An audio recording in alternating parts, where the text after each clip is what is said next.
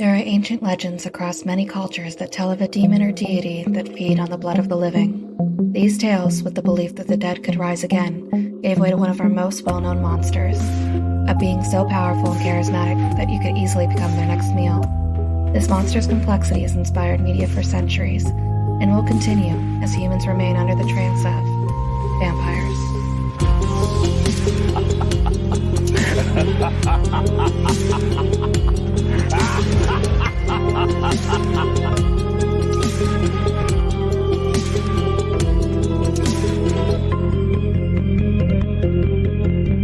Welcome to 13 Degrees of Screams, where we watch and dissect your favorite spooky movies. I'm your host, Alex. And Stephanie. And this is a mostly horror podcast. Each week we will rank 13 movies on a scariness scale from, you guessed it, 1 to 13. We will uncover the real-life myths and legends that inspire these movies, and tell you just how authentic they are. This week we catfish some people and Mom's Got a Date with a Vampire.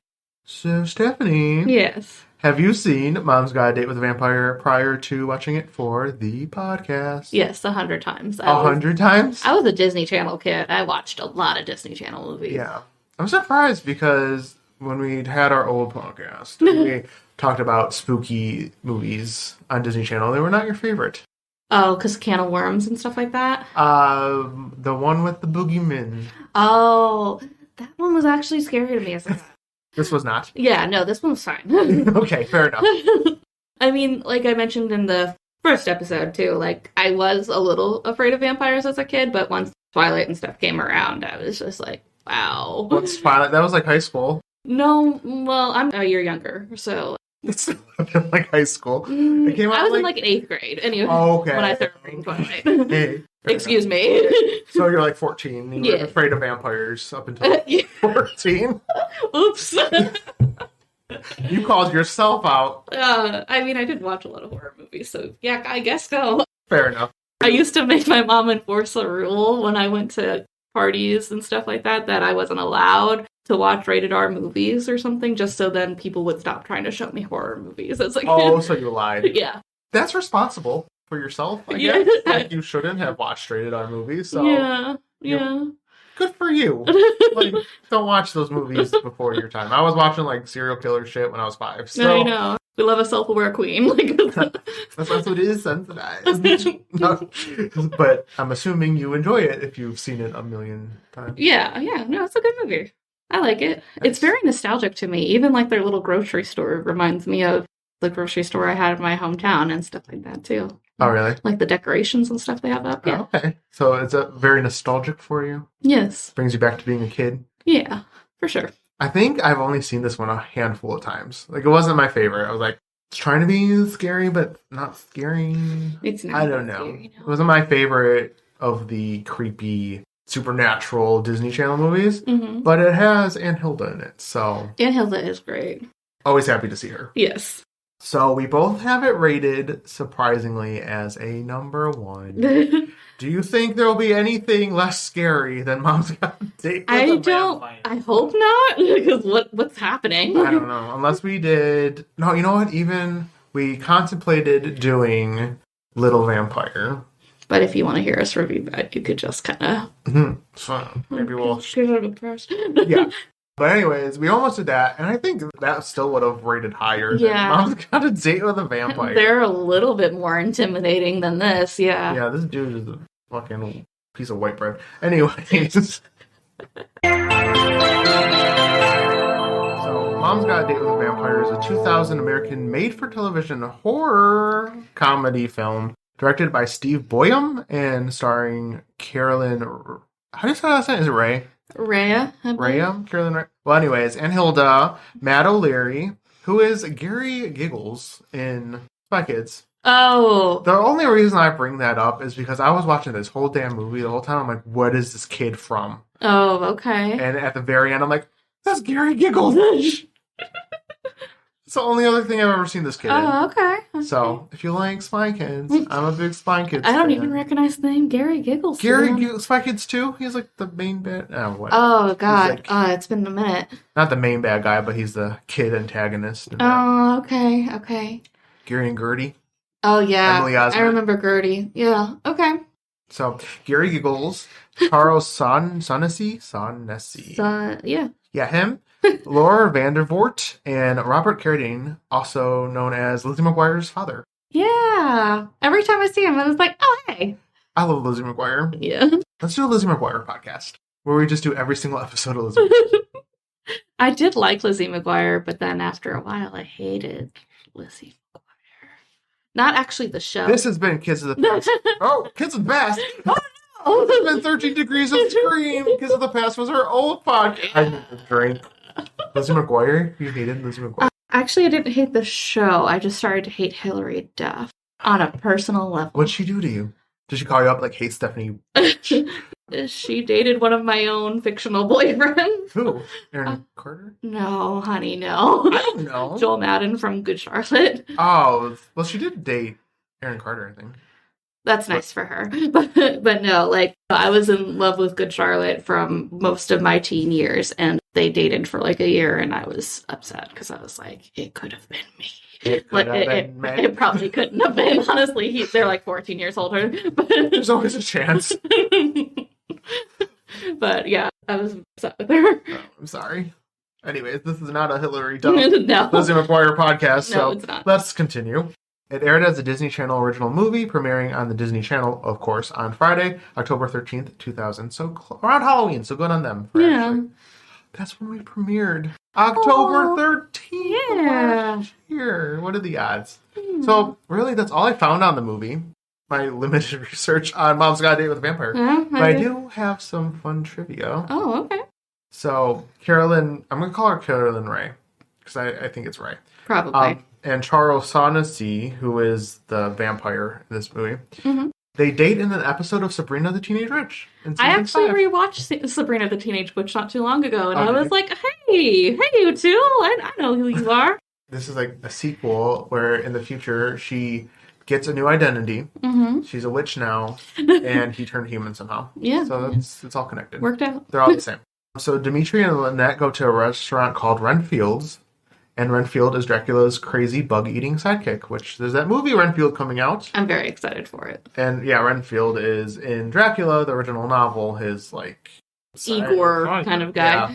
So after the film premiered in 2000, Disney Channel received many complaints about a shot in which Dimitri licks his lips while looking at the family dog, presumably because he was interested in feasting on it. This shot was removed from subsequent airings. Was it in the version we watched? I don't remember. I don't remember it. I don't even remember there being a family dog, so I think they completely cut the dog, too. Poor dog. Yeah, well, thank God. This would have been another Sam situation. DoesTheDogDie.com? In Mom's Got a Date with a Vampire? Are you kidding me? Right. But that's all I got, honestly. There wasn't much to go off of for this movie. Okay. Well, would you like me to tell you about the plot? I sure would, Stephanie. Okay. Preteen Adam Hansen and friend Duffy have backstage passes for the upcoming Headless Horseman concert. Seaman. Yes. If you guys watch this movie, there's a scene where the mom is sitting in front of a poster. It says Horseman, but the H-O-R is cut off for a good, like, 30 seconds, and all you see is semen next to her head. Sad. They did that on purpose. I have a feeling. So, Adam's older sister, Chelsea, also has plans that weekend with her boyfriend, Peter. However, these engagements are dashed after Adam tries to substitute an essay for class for an article from the Weekly Secret magazine, and Chelsea calls him a dweeb, and the pair are therefore grounded. This reminds me. I had a friend in high school who, like, it was a history class, and he didn't do his paper. He literally copied and pasted the whole Wikipedia article. Oh, no. And he got an A on it. Also, homegirl, she got grounded for calling her brother a dweeb? Yeah, I mean, she really got gypped, honestly. Like, you could have called him a lot worse. Yeah. And I probably still would have let it go. Yeah, that's having an older sister myself. Like, okay, yeah. That's like a thing you would say every day, basically. Right. So, I understand that he got grounded, but not her. Yeah. I was like, come on. It seems like more or less that she just wants them to hang out together rather than... She said something about, like, if I force you guys into one room, maybe you'll get along or something. Oh, no, never. That's the worst thing you could do. Yeah. Just gotta let it go. So, desperate to maintain their plans, Adam and Chelsea check the Lonely Hearts section of the newspaper and arrange a chance meeting with their unsuspecting mother at the grocery store. After laying on a guilt trip about how they used to be a happy family that had chocolate chip pancakes on the weekends before the divorce, they convinced their poor mother, Lynette, to go to the store with them to get chocolate chips. There they search the store for Wolfsbane, but aren't able to find him. But Wolfsbane is the guy. The pseudonym or whatever that he's using. Who replied to this ad, I guess. To one email. Yeah. They just assumed off of this little article, it's like a tidbit, maybe 2 sentences, and they're like, yeah, let's email this dude and see if her mom wants to go on a date with him. Yeah, let's put her mom in potential mortal danger so we could go do our plans. Right. What? Yeah. Okay, well, I mean, they're kids, I guess. They don't know better, but she should. What's her name? Chelsea? Chelsea hesitates, I think, for a moment, but Adam's like, no, they all have email. It's fine. And I'm like, okay. However, Lynette runs into Dimitri, and he asks her out the next night before walking off into the night and transforming into a bat, which is witnessed by their younger brother, Taylor. Real quick, before we continue, sorry, not to cut you off, but we also see Lizzie McGuire's dad walking around the store. And for a second, I couldn't remember. I'm like, is that the vampire? They both have dark hair. I'll give you that. Yeah. His name's Van Helsing. Yeah. Like we all know who Van Helsing is. So, but for the longest time in that scene, I thought that was the vampire. I'm like, I cannot take this seriously. No. But he's not the vampire. Nah. He almost meets Lynette, too, in the store, but... Yeah, because he's, like, searching around. Yeah. And, like, following the vampire. And then the kids think he's Wolfsbane for a second. Yeah, but then the mom's already met Dimitri, so they're just like, it's whatever. Yeah. Like, as long as she's going somewhere. Right, they'll be like, my mom's single. Let's go. So Taylor is, of course, freaked out, but his older siblings and mother brush him off, assuming he's just scared from watching a vampire movie with Adam earlier in the week. The next day, Adam meets with Duffy to find out that he has already given away his ticket after he told him he wasn't coming to a bully named Boomer. Boomer and Duffy. Mm-hmm. He and Boomer end up making a deal that he'll get the ticket back if Boomer gets a date with Adam's sister, Chelsea. Remember this, because this is a big thing for like approximately 30 seconds later in the movie. Yeah, exactly. So remember this.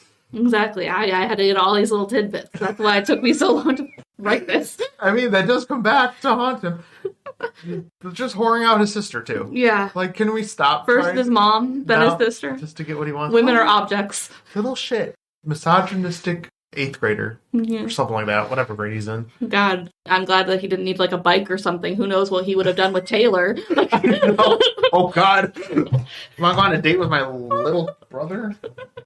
That evening, Lynette is having second thoughts about going out, as this will be her first time dating since her divorce. But Chelsea and Adam insist that she should get back out there, as her husband has moved on and remarried, so why should she? Dad doesn't give a fuck anymore. Right. He does not think about you at all. He doesn't care about you anymore. He hates you. Right. You're going to let him win? That's basically. Yeah, it's a weird conversation. I mean, it's somewhat sweet, but I can't remember anything that they told her. Yeah. It's basically like, you gotta go. Yeah. She agrees, but the siblings' plan is starting to fall apart when Taylor leaves a message with Malachi Van Helsing, a vampire hunter, and follows after them to warn their mother that Dimitri is a vampire. Lizzie McGuire's dad has established her. Yes. Adam and Chelsea interfere when Taylor reaches the restaurant, and Adam convinces him that if Dimitri can pass the spoon test, aka hanging a spoon from his nose, he's not really a vampire, which he does. However, when they turn to leave, Adam realizes that Taylor was telling the truth and sees that Dimitri doesn't have a reflection in the window. Dun, dun, dun, dun. Although, if that spoon was real silver, he might have burned up. Should have burned up. So that restaurant actually has some cheap-ass silverware. Just saying. Yeah. Unless they're not following by that rule. But they could not be. I don't know. They don't really say. Chelsea and Adam take Taylor home to a babysitter and set out to save their mom. We'll get to it, maybe. And if we don't talk about it, I'll talk about it. This fucking babysitter is the worst. She's not great. Shortly after they leave, Van Helsing arrives to talk to Taylor. He realizes that the spoon test was a lie, and they begrudgingly work as a team to find the vampire after Taylor sneaks into his car. Go ahead and make your comment about the babysitter. Malachi just Taylor lets this grown-ass man into the house. Well, yeah, the babysitter's like, there's a grown man here to see you. Like, what? Yeah, and she's like, okay. Like, it's fine that a man just walked in that you don't know. The kid doesn't really know. Yeah, and she's like, this is fine. Folks, if you're babysitting a kid and a grown-ass man walks into the house, call the police. Yeah. Somebody, I don't know, stab him. Anything. Don't Right. just be like, hi. That is an welcome in. intruder. But anyway, that babysitter pissed me off. Yeah, and then she just sits on the phone, and Taylor leaves with him. Like, we never see her cut back and be like, oh, I'm so concerned. Where did Taylor go? We just assume she's still on the phone. The next day, she's still there. Yeah. Oh my god. So Taylor sneaks into his car and leaves with him. Meanwhile, it's clear that Lynette and Dimitri have separate interest, as she wants to go dancing, and he only wants to go places where they'd be alone. Wink, wink.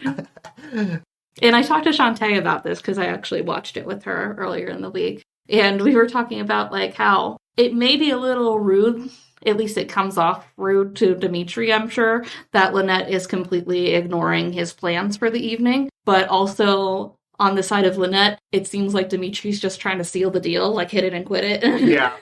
So it's both. Yeah. Not great either way. Right. But yeah, she's just like, let's go back to my place. Right. Like, let's go on a romantic carriage ride in the park alone. Where no one will see me murder. I mean, give you kisses. I don't know. So she instead convinces him to go to a rockabilly dance hall, and the kids follow them inside. This part was so bizarre to me. It is very It was weird. just like, why that? What town has this where they're having... I've never even heard of rockabilly aside from this movie. Really? Like Yeah. that term or just... Yeah. Oh, okay. Yeah, it's like hillbilly rock Music, kind of yeah. thing. And anything else? Like you could have been doing like a Halloween themed something. Nothing against rockabilly, I guess, if that's your jam. But it was just very weird choice to me. That's what's happening on a Friday night Yeah. here. Out of all places, yeah. Okay, whatever floats your boat, tickles your pickle, go for it. So Adam and Chelsea just start working the room to every angle they can to separate Dimitri from their mom. They inform the band that their mother is there because she used to sing in a well-known girl band, which gets her called on stage to perform. And they convince a bouncer that Dimitri is a stalker and get him thrown out. Hey, you know what? I'm happy that worked out. Yes. So good on them that actually they kicked him out Right. to protect her. That Also, is nice. This is giving me Hocus Pocus vibes again. The whole dance Yes. scene. I'm like, okay. Despite it being rockabilly, I like this scene a lot. Yes. However, this only temporarily distracts him as he's able to climb the wall of the building and get back inside before Lynette notices he's gone. This bitch walked straight up the side of the thing. Right. Okay. Not like Spider-Man crawl, just like straight up, like, I'll just put my feet on the wall. Yeah, the CGI was so janky when he first, like, he walked on the normal ground and then started walking upwards, and then they switched the view because it looked so crap. Like, it was like 2 frames a second. It was bad. But then he walks up. Like, normally, it's fine. This is normal. Right. Lynette and Dimitri then head off to the carnival. Adam and Chelsea try to follow after, but Dimitri has crushed their bikes. So they call on Duffy, his brother, and Boomer to give them a ride because that's where the concert is being held. Boomer and Duffy dumbly assume that Adam still wants to go to the concert over saving their mom. Priorities. You know what? Right. Adam seems like the type that concert over saving your mom's life. Right. They're like, so he's a vampire? Like, you're gonna go, though, right? Like, Yeah. And Boomer mentions their bargain for the ticket for a date with Chelsea. Oh. Of course, she's pissed off, but Adam points out that they just did the same thing to their mom, and he has changed now and realized how important family is. This fucking scene, it was like this attempt to make a really dramatic music swell. Yes. Adam, how could you do this to me? I've changed. And I love that she's like, we did this morning. It was like Chelsea tries to walk away. I'm like, first of all, now's not the time to be pissed about this. Right. Like, you got shit to do, be mad later kind of a thing. Mm-hmm. And then we go into this supposedly very touching scene where Adam's like, I'm so sorry, family. It's like not even 30 seconds. And she's like, okay. Whatever. It was like, nice try, A for effort, but you totally missed the shot. Botched it, yeah. It was like fumble, and it was so, to me, I don't know about you, it was so out of place. Yeah. It seemed so, like, it's a decom, so it's cheesy just to begin with. Right. But it was just so, like, they were trying to make that touching moment where they just didn't have to do that. No. She could have just been mad at him and be like, we'll talk about this later. But they tried to make not a moral, like a to the Full House story. kind of Yeah. arc or something for a minute, which they could have cut it. It wasn't that big of a deal. It was like a 10-second scene. I was Yeah. like, but it was so jarring. I was laughing so hard. I'm like, okay. Like, I was like, your mom is still being attacked by a vampire, right? Like, Now's not the time. Chelsea, be mad later. You act like he sold your soul to the devil. Like, all he did was promise a date with somebody, which is, icky. Not great. Not yeah. great. And especially when you're a kid and this is, like, the biggest thing to you. Right. However, your mom's gonna die. So, like, let's pull it together. Yeah. Get some perspective. Exactly. That scene just, like, it was the funniest thing. This whole movie. So they run off to find their mom, and Adam's friends finally believe they're concerned that Dimitri is actually a vampire and mess with his car. Like, it's only for, like, a second again. I totally, like, I saw that they looked at the car, and then I, like, totally missed it. I did too. I just know that this happens. That's all. Stephanie just telepathically knew. I communicated with, like, 7-year-old Stephanie, and I was like, yeah, that's through correct. time, space, and medium. So... Meanwhile, Lynette has realized what she's been missing all this time and has found herself again. She thanks Dimitri for helping her see that she can have fun now, post her divorce, but they are very different people, and she doesn't see this going any further. I was like, that's an end of the date conversation. You're still at the carnival. At first I was like, you go, girl. Like, but she's like, yeah, we're having fun. Want to go bumper cars? Like, what? like, You just broke up with him. I'm like, well, I mean, not broke up, yeah. but it's still. You basically put said the damper on the day. Yeah, like, I think we should leave. Like, okay. Yeah. Like, at least milk him dry. For, like, the rest of... Well, that's not bad. Yeah. You know what I meant. Because he's wanting to milk her dry. Of blood. Stephanie. Yes, of blood. Of blood. But yeah, she ain't feeling it. Yeah. She just comes right out with it, like, oh well. Thanks, but no thanks. Yeah. You're great, but no.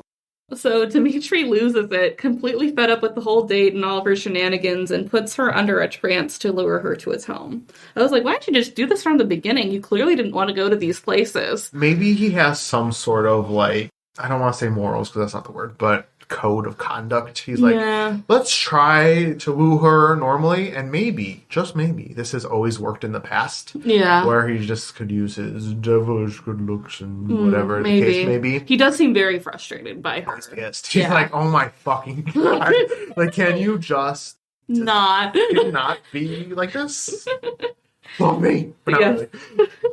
Chelsea and Adam are threatened by Dimitri before he leaves, but figure out his address and arrive before them via taxi thanks to Dimitri's car troubles. Adam and Chelsea determine that the only way to save their mom is by separating Dimitri from his coffin, so they push it into a nearby pond just as Dimitri and their mother arrive. I was like, what? I was like, okay. What? And Adam just sits on the coffin out in the water. Like, I was like, what was the plan there, man? Like, well, I guess just to keep him from flying in there? Well, yeah, I guess vampires can't walk across water or, like, go through water. Yeah. I looked it up because I was like, is this a trope? And apparently it is. No. They can't, like, cross water in any He way. just got some seeds out there. And Yeah. like, you gotta count. He didn't know about that. I didn't know about that. Yeah. I could have just stabbed him with a stake. Yeah. Like, this is a pretty typical vampire. Like, I'm sure that would have worked. Right. Like, garlic. Yeah, that's true. Holy water. Because Van Helsing gives Taylor, like, a huge thing of garlic. Yeah. Throw them in, like, grenades. Like, pull them off. Right. They are perfect for that. Like, they're just the right size. Yeah. No. Okay. So let's just take the heaviest thing. Yeah. From the second story window, nonetheless. They have to push it through the window. Mm-hmm. Down a huge ass flight of stairs to the lake. Or they could have just burned it. Like, do we need to respect his house? Like, No, just burn down the house. Yeah. If the carpet catches on fire, oh Mm-hmm. darn. Don't try to kill my mom. Like, They do the most for no reason. they do. When Dimitri realizes that the coffin's missing, he finds Chelsea hiding and threatens to bite her as well until Adam brings the coffin back to shore. At the end of their rope, Adam agrees and they put it back. Van Helsing and Taylor then arrive, and Dimitri and Van Helsing square off, but it's brought to an end pretty quickly when Van Helsing just is knocked unconscious. Immediately. Yeah. Everyone's unconscious. He shuts the door, and then Dimitri just, like, busts down the door on top of him, and it's like, you're a vampire hunter, and you're just taken out by a freaking door? Right. They also have, like, a little bit of witty banter. Like, this isn't the first time they've come across each other, either. So instead of stalking him, you clearly, like, knew his abouts for a while. And today's the day. Today's the day, like, when someone's in jeopardy, like, okay, maybe I should take care of this. Maybe he just recently moved locations. Maybe. Because he was trying to, like, track him down. Oh, maybe. Because he stopped okay. at the car lot where he got his car, Dimitri's car. Okay. Yeah. And did some little voodoo to follow it. Oh, yeah. You're probably right, but just looking at this man, I have no faith or confidence in any of his abilities, or lack thereof. No. So I'm just assuming he's just been chilling for weeks. You're probably He's like, I'll get to it. Yeah, it's fine. It's not a rush. He hasn't killed anyone yet. Dimitri then admits he was never going to let anyone go, and he's about to bite Adam when the trance is broken on Lynette from hearing the children's cries for help. Love conquers the world. She shoves Dimitri into the open casket, and Van Helsing, now revived, forces it shut with a silver nail gun. Van Helsing flirts a bit with Lynette and agrees to come with the family to have pancakes. Ew. Yeah. Just kidding. Like immediately. Like, she's like, I'm done with this date. Ready for the next one. I almost died through a very traumatic experience. Right. And the kids are like, nah, she doesn't date. And she's like, yeah, why not? Okay. So, after nearly dying and finding out vampires do in fact exist, we do find out, by the way, if you were surprised to learn, that Dimitri was Wolfsbane. They made it like a thing, like no shit. Yeah. You didn't think so? So what, you just were waiting for Wolfsbane, found another man, and were like, wow, just lucked out. Right? Like, yeah, so that was a little twist. Like, Yeah, like, it's amazing enough, too, that Van Helsing and Wolfsbane Dimitri were in the same place, but then they also thought there was a third person out there that they just never met. Like, yeah, I mean, I get it, and Hilda. Yeah, I mean, she could get it. But, okay. So, Wolfsbane was Dimitri. Yeah. Big surprise. Were you surprised? No. Ain't nobody. I had to actually go back and make sure that they didn't have, like, verify that he was Wolfsbane at the store. Yeah. Because it happened so quickly. Like, they're all of a sudden just talking. No. And they didn't know. To their knowledge, it was just some random guy that she happened to come across. Yeah. Fuck Wolfsbane, I guess. Right. Snooze, you lose. Boomst. Our mom needs a date. Yeah. Take what you could get at this point. Right. So I actually found a little bit of backgrounds on why vampires need coffins. Yeah, that was, to me, I never, I know they sleep in coffins, but I didn't think they needed it. Like, that was just... Yeah, but it became very, he was aggressively angry that he didn't have a coffin. Yeah, I'm like, just, sleep in the basement where there's no sun, if that's the thing. You have windows and close the blinds. Yeah, so that was a big thing. Thing towards the end, that was the whole, we're going to thwart his plan by doing this. So it was a decent plot point. So I was curious as to why that is, Stephanie. Okay. So the trope works for several reasons, primarily to emphasize that they are members of the living dead, so their deviancy is naturally reflected in their sleeping habits. Yeah. Obviously, coffins are a good way to keep the light out. Obviously. And with Count Dracula, he actually had to have his coffin because it included soil from his land in Transylvania. So, in order to successfully be able to rest and regain his strength, he needed to sleep in a coffin bearing the soil of that land. Oh, yeah, I've never heard that before. I just assumed it was because they were technically, dead. Yeah, some, more lore as well is because they are actually, not just sleeping, they are dead in the day. Yeah. Yeah, they only are living at night. So when you say that, do you mean they're not actually falling asleep? They're No, it's not like bedtime. It's they're no longer existing. Yes. Okay. They are a dead body. Oh, that's weird. Yeah, it's a little creepier. I thought they were just sleeping. Yeah, I thought it was just nights. That's the thing with vampires. There's such an opportunity to kill them. Yeah. Just at any point during the day, go grab some Starbucks. You can go midday, yeah. In the morning, get a breakfast sandwich. After lunch, even before dinner, hop on over, find their casket. If they're not even awake, if they're not even, inhabiting their body anymore. Right. They cannot stop you. You could, kill them so easily. Yeah. Yeah, you could. You really could. I feel like now, during the day, vampires are a non-issue. Yeah. Minus the ones that could go out. I know we keep with that little caveat there. But the norm, I'm going to say the normal ones, the more traditional vampires, the ones with the traditional family, they're the ones, they're like so easily to kill. Right. Like just find their casket. Yeah. Wait till the day. I guess so. Right? Yeah. Casket's not going to save you. No, it really wouldn't. Unless, again, to your point, unless they need the soil, it gives them their power. Yeah.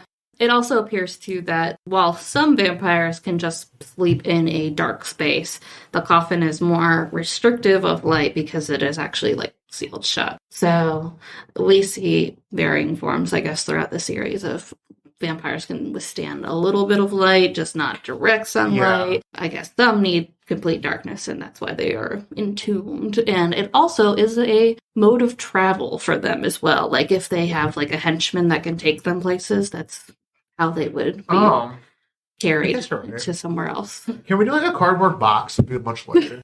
We could seal that shut pretty tight. Yeah, just a lot of tape. Yeah. Also, I think, too, since it's under the guise that it's a dead body in there, like, who's gonna disrespect it? Like, I mean, aside from perverts. Aside from perverts. But, like... That's the least of their worries, I guess. But, like, if you're, like, traveling with it, you just be like, you know, my great-uncle died recently. Like, please don't touch the casket or something. I'm just traveling with the casket. You know. Don't worry about it. He wanted to have a touring funeral, so we are going on tour. This feels illegal somehow. But assuming that no one would want to desecrate a coffin. Yeah, hope so. Yeah. Please don't. Please don't desecrate it. Yeah, that is illegal. You will get in trouble. You will get in trouble. It is also illegal to enter cemeteries at night. I mean, I guess it makes sense. Yeah. What if you, like, want to visit a loved one and it just is dark? There have been so many murderers and stuff that have been grave robbers, though. That's what the cops are going to assume you were doing. Oh, is that what? Mm-hmm. That's that is a thing. Oh, God. Yeah, don't go in there. Yeah. The reason you're not supposed to enter cemeteries at night is because they assume that you are robbing graves, because one of the more famous murderers was a grave robber who took pieces of typically old ladies that had died and was using them as fleshy suits. You said the F word. Oh, sorry. Using them as skin suits. Thank you, that's better. I mean, it's not better, but you know what I mean. Like, he wanted to feel like a woman. Also... if you go right when the sun is setting, you might run into a vampire leaving their casket. Right. I think that would almost be better than Ed Gein, honestly. Oh, 100%. Yeah. I'd rather run into a vampire. Than a man with a nipple belt. Also a thing. I don't like that. I don't either. It's very icky. Yeah, so just don't do that. Yeah. Common. Interesting. I just thought, like I said, it was just because they were dead, and that's what they're used to. I think it could be as well. Nick actually made a good point when we were talking about Dark Shadows before we started recording, that we assumed that Barnabas, at least how they depict it, was just so used to sleeping in a coffin that's why he got another one, because he couldn't sleep anywhere else. Oh, they're just trying to get cozy. Yeah, he's cozy now. Oh, okay. I get it. Yeah. But overall, how did you feel about the acting of this? Because I wanted to make a point of it. Not great. It was not great. But... aside from Aunt Hilda, you don't really see any of the characters. Well, and Lizzie McGuire's dad. You don't see a lot of their stuff out nowadays. Yeah.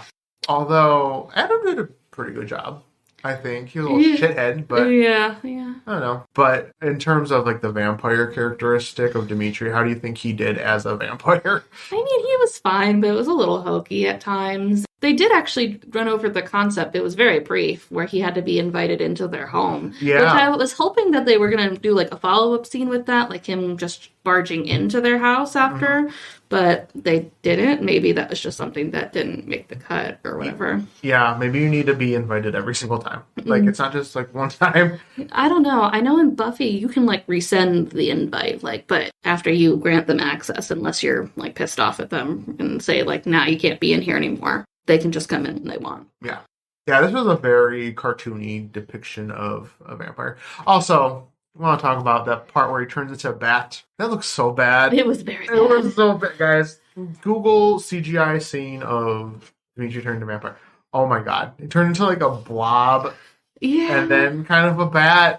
It was bad. It was bad. And that's the only time ever he was a bat in this whole movie. Yeah. Really could have solved a lot of his issues, I think, if he transformed into a bat a little bit more frequently. Maybe. But also, they probably realized it didn't look good. Yeah, they tried it that once, and they're like, guys, we can't do this again. This was the whole budget for this. It was not good. Also, I know we didn't make it out to be, but a thing to note, I guess, is the reason Taylor trusts Adam wholeheartedly with all of his vampire facts is because he's like a big monster buff. So he just randomly knows all these bizarre facts about vampires and stuff. Like, yeah, so he could gaslight your little brother. Yeah. Rude. He's not going to trust him again. No, I wouldn't. None of the family should, honestly. After this? No, absolutely not. No, your mom almost died. That's your fault, Adam. You have to live with that.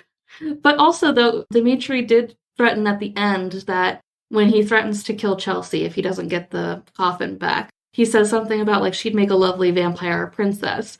And, like, she's a little young, but, like, sounding as if Lynette and Chelsea and him will all just be a vampire family after this. Like, just the three of them, not the other two, not the brothers. I mean, probably not. Well, we're going to eat them, kill them. But I was like, but you didn't get along on the date, so why were you going to keep Lynette around? I don't know. Maybe maybe he was just spitballing. Yeah, he was just very hungry at this point. He's like, I already put too much effort in Lynette. She's mine. I'm done. Yeah, that's true. So, I don't know.